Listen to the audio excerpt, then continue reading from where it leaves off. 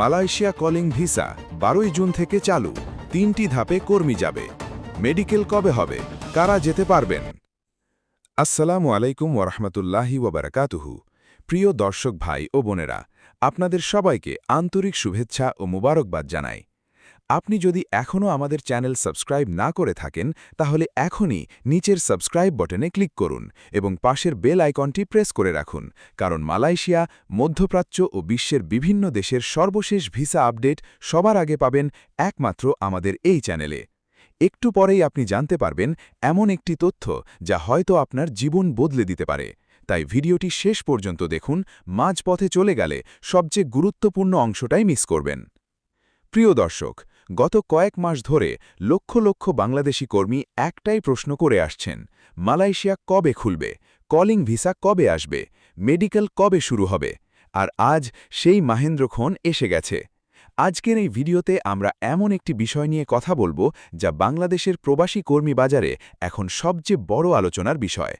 Malaysia সরকার এবং বাংলাদেশ সরকারের মধ্যে যে চুক্তি হয়েছে, যে সিদ্ধান্ত নেওয়া হয়েছে, সেই সিদ্ধান্তের পূর্ণ বিবরণ আজ আপনাদের সামনে তুলে ধরব। কিন্তু তার আগে বলুন তো, আপনি কি নিজে মালয়েশিয়া যেতে চান, নাকি আপনার পরিবারের কেউ যেতে আগ্রহী? নিচের কমেন্ট বক্সে লিখুন, হ্যাঁ, যেতে চাই। আমি দেখতে চাই কতজন সত্যিকারের আগ্রহী আছেন।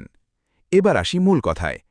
বাংলাদেশ থেকে মালয়েশিয়ায় কর্মী পাঠানো দীর্ঘদিন ধরে বন্ধ ছিল।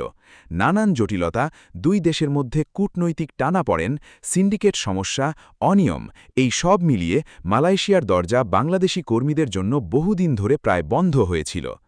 হাজার হাজার পরিবার স্বপ্ন দেখেছেন, টাকা জমিয়েছেন, প্রস্তুতি নিয়েছেন, কিন্তু সুযোগ পাননি। কিন্তু এখন পরিস্থিতি বদলেছে। সরকারি সূত্র থেকে প্রাপ্ত সর্বশেষ তথ্য অনুযায়ী আগামী 12 জুন 2025 থেকে মালয়েশিয়ার কলিং ভিসা প্রক্রিয়া আনুষ্ঠানিকভাবে শুরু হতে যাচ্ছে। এটি শুধু একটি তারিখ নয়, এটি লক্ষ লক্ষ স্বপ্নের একটি নতুন দরজা খুলে যাওয়ার মুহূর্ত। কিন্তু এখানেই শেষ নয়। সবচেয়ে গুরুত্বপূর্ণ যে বিষয়টি আপনাকে জানতে হবে তা হল, এবার কর্মী পাঠানো হবে 3টি আলাদা ধাপে। এই 3টি ধাপ কি, কোন ধাপে কারা যাবেন, কোন ধাপে মেডিকেল হবে, কোন ধাপে ভিসা প্রসেসিং শুরু হবে, এই পুরো বিষয়টি না বুঝলে আপনি বিভ্রান্তিতে পড়বেন এবং সুযোগ হাতছাড়া হয়ে যেতে পারে। তাই এই অংশটি মনোযোগ দিয়ে শুনুন। প্রথম ধাপে যাবেন তারাই যারা আগে থেকেই মালয়েশিয়ায় কাজ করেছেন এবং বৈধভাবে দেশে ফিরে এসেছেন। এই শ্রেণীর কর্মীদের বলা হচ্ছে রিটার্নড মাইগ্রেন্ট ওয়ার্কার বা প্রত্যাগত কর্মী। এই কর্মীরা ইতিমধ্যে মালয়েশিয়ার কাজের পরিবেশ সম্পর্কে অভিজ্ঞ, তাদের মালয়েশিয়ার নিয়োগকর্তারা চেনেন, তাদের রেকর্ড আছে, তাই এই ধাপে প্রাধান্য দেওয়া হবে তাদের।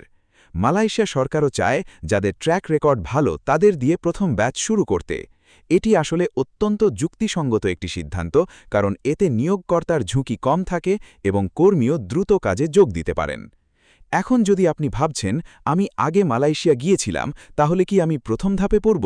এই প্রশ্নের উত্তর হল, আপনি যদি বৈধভাবে গিয়ে বৈধভাবে ফিরে এসে থাকেন এবং মালয়েশিয়ায় আপনার বিরুদ্ধে কোনো মামলা বা নিষেধাজ্ঞা না থাকে, তাহলে হ্যাঁ, আপনি প্রথম ধাপের জন্য বিবেচিত হতে পারেন।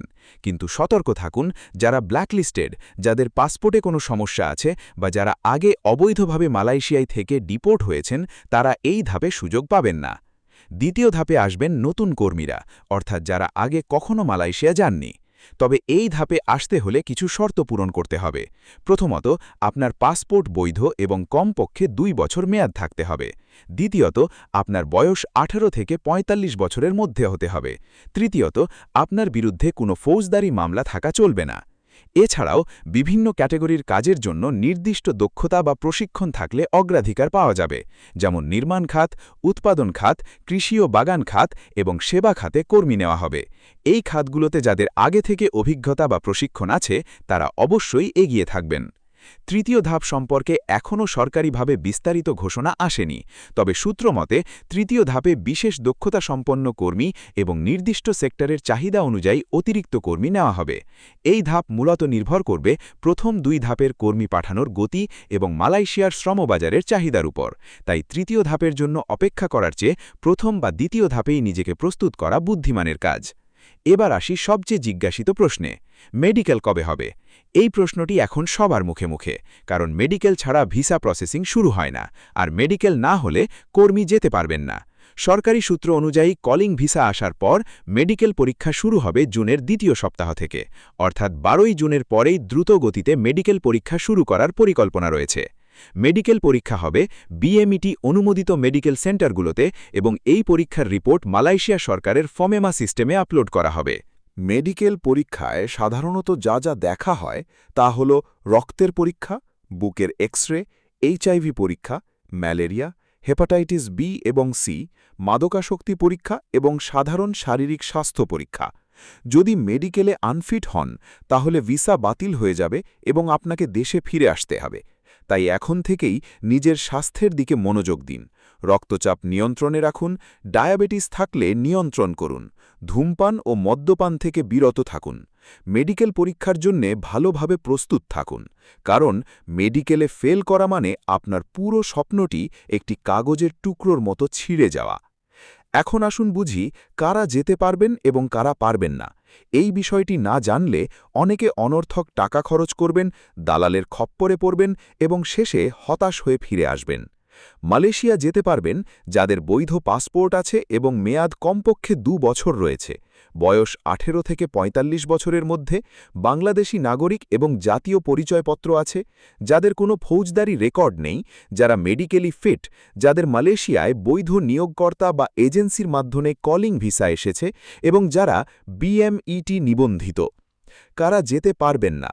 যারা আগে মালয়েশিয়া থেকে ডিপোর্ট হয়েছেন এবং ব্ল্যাকলিস্টেড, যাদের মালয়েশিয়ায় কোনো ফৌজদারি মামলা চলছে, যাদের বয়স 45 বছরের বেশি, বিশেষ দক্ষতা ছাড়া, যারা মেডিকেলে আনফিট, যাদের পাসপোর্টে কোনো নিষেধাজ্ঞা আছে এবং যারা অবৈধ চ্যানেলের মাধ্যমে যাওয়ার চেষ্টা করছেন। এই মুহূর্তে আমি আপনাদের একটি অত্যন্ত গুরুত্বপূর্ণ সতর্কবার্তা দিতে চাই। মালয়েশিয়া কলিং ভিসার খবর যেইমাত্র বাজারে আসে অমনি সক্রিয় হয়ে ওঠে একটি বিশেষ শ্রেণী, যাদের আমরা বলি দালাল বা প্রতারক চক্র। এরা আপনার কাছে এসে বলবে, আমার হাতে ভিসা আছে, এখনই টাকা দিন।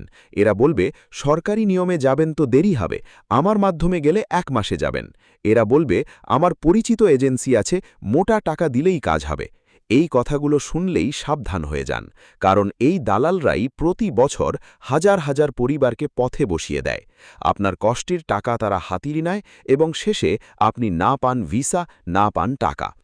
সরকারি নিয়মে মালয়েশিয়া যেতে হলে আপনাকে সরাসরি বিএমইটি রেজিস্ট্রেশন করতে হবে, বোয়েসিলের অনুমোদিত এজেন্সির মাধ্যমে আবেদন করতে হবে এবং